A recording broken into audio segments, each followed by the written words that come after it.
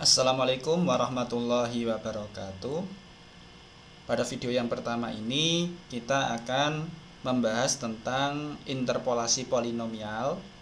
Lalu metode yang akan digunakan yaitu metode van der Monde. Nah, sebelum kita membangun M-file-nya, kita lihat dulu seperti apa teorinya. Nah, inti dari interpolasi itu adalah menentukan nilai yang tidak diketahui di antara nilai-nilai yang diketahui atau diberikan. Ya, misalkan diberikan pasangan data X1, Y1, X2 nilai di X2 nilainya Y2 dan seterusnya sampai Xn, Yn. Nah, dari N pasangan data ini nanti akan dibangun polinomial interpolasi derajatnya N-1, yaitu Pn-1x sama dengan A1 ditambah A2x ditambah A3x kuadrat dan seterusnya sampai ditambah An x pangkat N-1. Nah, ciri dari polinomial interpolasi itu melewati titik-titik yang diberikan. Artinya melewati titik-titik yang diberikan itu apa? Ketika Pn-1x dievaluasi di X1 nilainya Y1. Nah ini, jadi Pn-1 di X1 nilainya Y1 atau ekivalen dengan A1 tambah A2 X-nya semuanya diganti X1, yang ruas kiri sama dengan Y1. Nanti di X2 nilai Pn-1 di X2 nilainya Y2 dan seterusnya sampai Pn-1 di Xn nilainya Yn. Nah, dari sini nanti kita peroleh sistem persamaan linier A, K sama dengan B, yaitu bentuknya adalah sebagai berikut. Nah, koefisien kita perhatikan kembali Pn-1x di atas ini. Jadi koefisiennya ini A1, A2 sampai An. Ini merupakan solusi dari SPL AK sama dengan B ini, ya. Ya, berarti solusinya adalah katakanlah vektor K, yaitu A inverse B, ya, atau dengan kata lain A1, A2 sampai An sama dengan matriks A diinverskan dikali vektor B. Nah, nanti dari sini berarti langkah pertama untuk membangun polinomial interpolasi adalah mencari dulu koefisiennya atau menentukan koefisien polinomial interpolasi. Dengan cara apa? Dengan cara menyelesaikan SPL ini. Jadi intinya kita membangun dulu matriks ini. Itu kata kuncinya. Kalau di vektor B ini, vektor B-nya adalah Y data, Y1, Y2 sampai Yn. Tak jadi masalah. Yang jadi sedikit permasalahan adalah bagaimana cara kita membangun matriks A-nya ini. Ya. Tetapi kalau kita lihat matriks A-nya di sini nanti memiliki pola, ya. Ya, nanti kita akan melihat lebih detail. Nah, intinya setelah nanti kita dapatkan koefisien polinomial interpolasi A1, A2 sampai An, baru kita bisa membangun polinomialnya. Ya, Pn-1x. Nah, jadi ada dua langkah. Yang pertama, menentukan koefisiennya dulu, koefisien polinomial interpolasinya, baru yang kedua membangun polinomial interpolasinya. Nah, setelah kita tahu prosedurnya, algoritmanya seperti ini, nah kita langsung saja ke membuat M-file-nya. Nah, bisa diperhatikan, jadi jika ingin bekerja di MATLAB, yang pertama pastikan dulu current foldernya. Nah, di sini nanti setiap M-file yang saya buat, saya akan taruh di sini di channel YouTube di M-file. Nah, untuk membuat M-file, ya, kita klik new script, ya. Nah, bisa diperhatikan. Nah, mungkin di sini kita lebih banyak menggunakan function file. Jadi function file itu formatnya ada input, ada nama file dan ada output, ya. Jadi formatnya seperti ini. Function. Nah, di sini katakanlah nanti yang ingin saya outputkan, ya, outputnya adalah yang ingin saya jadikan output adalah domain dan nilai fungsi polinomialnya. X-nya yaitu domain fungsi polinomial dan Z adalah nilai fungsi polinomialnya. Katakanlah saya namakan Van der Monde. Inputnya adalah X data, Y data. Nah, setelah ini saya tentukan dulu N. Jadi N itu kan ukuran atau banyaknya pasangan data. Jadi kita bisa menggunakan perintah length X data. Jadi N itu banyaknya X data. Nah, lalu yang pertama apa? Yang pertama kita akan mendefinisikan matriks A. Matriks A-nya dulu. Nah, kita lihat kembali. Nah, perhatikan.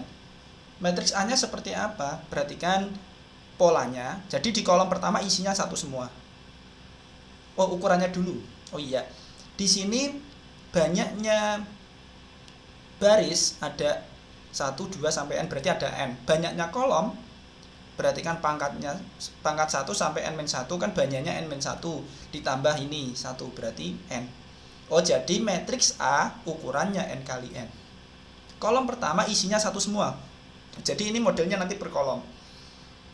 Kolom kedua isinya X data, ya. X1, X2 sampai Xn. Kolom ketiga X data tapi masing-masing komponen dikuadratkan. Kolom ketiga pangkat 2. Kolom keempat pangkat 3 gitu. Dan seterusnya sampai kolom ke N pangkatnya N-1. Ya. Nah, jadi tadi ya A itu, jadi kita siapkan dulu tempatnya. Jadi zeros N, N. Jadi isinya matriks ukuran N kali N isinya 0 semua. Kita siapkan tempatnya dulu. Nah, di semua baris kolom pertama, ya, semua baris kolom pertama kan tadi angkanya satu semua. Nah, selanjutnya untuk katakanlah saya gunakan indeks I dari 2 sampai N. Jadi ini kolom. Nah, di sini ya. Nanti misalkan X data dan Y data ketika saya menginputkan itu bentuknya adalah baris. Ya. Di sini kan padahal kita nanti butuh kolom. Makanya saya perlu merubahnya menjadi kolom dengan cara apa? Ditranspos. Nah, ini jadi bacanya X data yang baru adalah X data yang lama ditranspos. Seperti itu. Soalnya nanti inputnya saya inginnya menginput berupa baris. Ya. Nanti kalau berupa di sini inputnya kolom, jadi ini tidak perlu ya. Nah, lalu semua baris kolom ke I. Nah, gitu kan mulainya dari kolom, yaitu X data titik pangkat I-1. Ya. Di sini mengapa perlu titik? Karena X data berupa array. Jadi artinya ini yang dipangkatkan itu elemen demi elemen. Elemen pertama dipangkatkan, elemen kedua dipangkatkan seperti itu. Dan ingat tadi baris kedua, kolom kedua pangkat 1, kolom ketiga pangkat 2. Jadi kolom ke I pangkat I-1. Nah, dari sini, nah selesai. Nah, selanjutnya vektor B-nya seperti apa? Vektor B-nya tak lain adalah Y data ya. Vektor B adalah Y data. Dan ingat, karena saya ingin mendefinisikannya berupa baris, maka karena ini butuhnya kolom, maka saya transpose nantinya. Ya. Nah, setelah itu kita menentukan koefisien polinomial interpolasinya. Menentukan koefisien polinomial interpolasi. Nah, dengan cara apa? Dengan cara menyelesaikan SPL AK sama dengan B. Jadi K-nya adalah A inverse B, ya. Nah, di sini bisa selain menggunakan, kalau di MATLAB kita bisa menggunakan seperti ini. A inverse dikali B. Nah, ini bisa.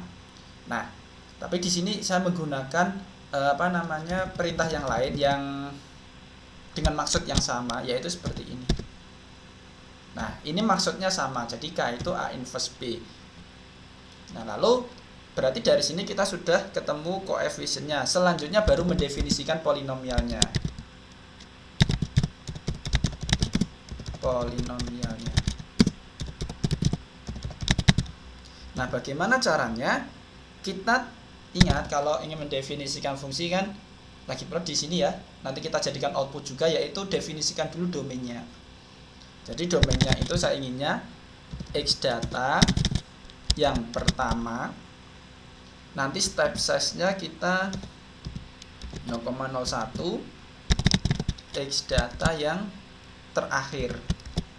Terakhirnya N. Ya. Lalu kita lihat polinomial interpolasi Pn-1x. Jadi A1 ditambah A2 dikali X. Konstanta atau koefisien kedua X-nya pangkat 1. A3 X kuadrat. Koefisien ketiga pangkat X-nya pangkat 2. Dan seterusnya. Sampai koefisien ke N pangkat X-nya pangkat N-1 ya. Nah, jadi yang pertama kan nggak ada pangkatnya, yaitu polinomial pertama adalah A1, berarti K yang pertama. Nah, lalu untuk di sini kita bisa menggunakan, katakanlah saya menggunakan I lagi, tidak masalah, karena di sini kan sudah selesai, jadi kita bisa menggunakan I lagi, nggak masalah. Lalu saya definisikan P itu KI dikali, ingat, A2X pangkat 1, A2X titik pangkat 1, berarti I-1 nantinya. A2X pangkat 1, A3X pangkat 2, seperti itu nantinya. Baru ditambahkan ke Y. Y yang baru adalah Y yang lama. Y yang lama berarti A1 ditambah P. Nanti dan seterusnya. Jadi alurnya seperti ini. Berarti yang Y di baris 16 itu A1. Berarti P-nya adalah A2 dikali X pangkat 1. Berarti Y yang baru adalah Y yang lama. Berarti A1 ditambah P. Berarti A1 ditambah A2X. Nah, gitu muter dan seterusnya. Nah, berarti di sini kita sudah selesai. Kita simpan. Saya simpan di folder ini. Saya namakan van der Monde. Oh iya, kalau format M-file-nya itu function file seperti ini, nanti nama function file-nya di sini dan nama file yang disimpan itu harus sama. Nah, di sini sudah ada. Nah, berarti kita bisa membangun polinomial. Nah, selanjutnya di sini misalkan diberikan pasangan data sebagai berikut. Ada 1, 2, 3, 4, 5, 6 pasang data ya. Mungkin datanya hasil pengukuran atau dan sebagainya. Nah, permasalahan ini adalah permasalahan interpolasi. Jadi permasalahannya adalah prediksi nilai Y ketika X-nya 3,5. Nah, kalau kita melihat kan di data tidak ada X-nya 3,5, nilai Y-nya kan nggak ada. Nah, ini termasuk permasalahan interpolasi, karena kita menentukan nilai yang tidak ada di antara nilai-nilai yang diketahui, di antara ya, karena kalau nanti di luar ini ya lain ya. Nah, lalu kita nanti bisa menggunakan polinomial interpolasi. Jadi X datanya, nah ini saya sudah pernah manggil ya. Lalu Y datanya adalah ini. Nah, jadi seperti yang saya katakan, saya nanti inputnya itu berupa baris. Makanya tadi saya transpose di programnya. Nah, lalu kita selesaikan. Control view. Ini saya tutup saja dulu. Coba kita plot nanti seperti apa X, Y-nya ya. Nah, ini adalah polinomial derajat. Di sini kalau ada 6 pasangan data, berarti ini adalah polinomial derajat 5. Nah, untuk memastikan ini benar enggak sih menginterpolasi X data Y data? Nah, berarti kita harus menunjukkan bahwa polinomial ini melewati X data Y data. Caranya gimana? Nah, saya plot lagi yang X data Y data. Makanya di sini saya hold on. Jadi biar nanti plotnya itu masih bergabung dengan plot yang ini belum saya hapus, belum saya plot ya.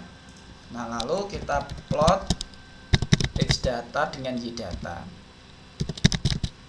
Di sini saya beri simbolnya titik, lalu diberi ukuran katakanlah 17 katakanlah.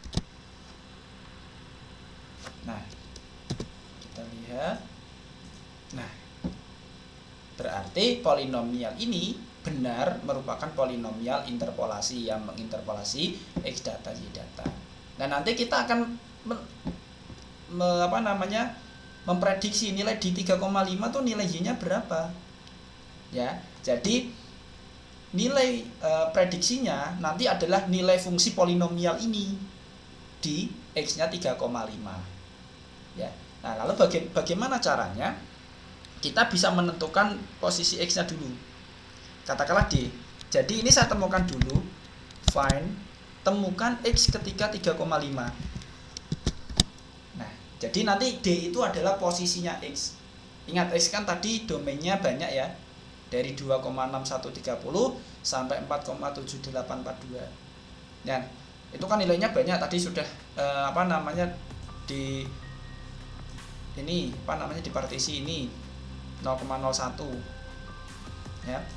Nah, nanti D itu adalah posisi X yang keberapa, yang nilai X-nya 3,5. Oh, ternyata kosong. Nah, coba kita verifikasi lagi yang tadi. Nah, oke, kita lihat X-nya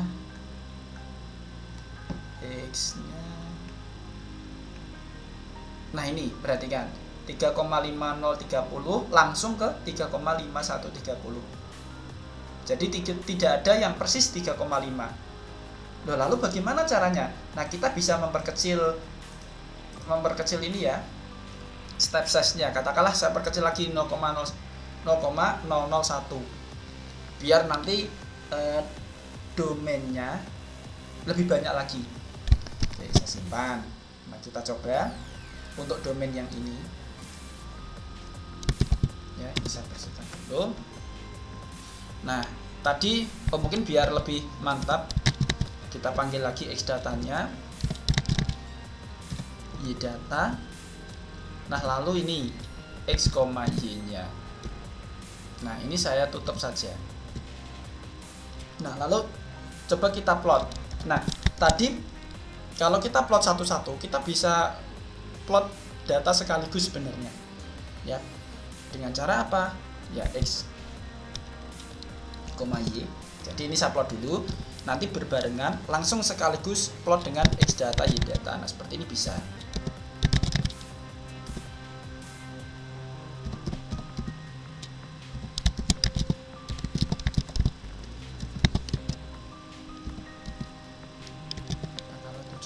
Nah, seperti ini langsung bisa. Jadi nanti hasil plotnya adalah langsung dua grafik. Yang pertama grafik fungsi Y, yang kedua grafik ini data. Makanya titik-titik karena datanya kan cuma 6. Ya, kita lihat. Ya, loh kok warnanya berubah? Karena yang tadi belum kita hapus ya. Jadi ini ditimpa dengan yang tadi. Oke, saya hapus saja dulu, coba kita ulangi lagi. Nah, ini ya. Nah, di sini. Lalu nilai berapa sih nilai Y ketika X-nya 3,5? Coba kita cari nih posisinya X ketika Y-nya, kita cari posisi ketika X-nya nilainya 3,5. Nah, posisi yang keberapa? Ini sama dengannya 2 ya. Oh, posisi yang ke 888. Berarti nilai prediksinya Y di 888. Oh, negatif 1,2873. Nanti bagaimana prediksi untuk nilai yang lain nanti analog ya. Bisa tentukan posisi X-nya dulu, baru setelah itu cari nilai fungsi Y di X tersebut. Nah, mungkin sampai sini dulu video pembahasan kali ini. Untuk selanjutnya kita membahas berbagai permasalahan yang barangkali tidak begitu banyak disampaikan di kuliah, atau permasalahan-permasalahan yang memang jarang disampaikan di kuliah. Sampai berjumpa lagi di video-video berikutnya. Assalamualaikum warahmatullahi wabarakatuh.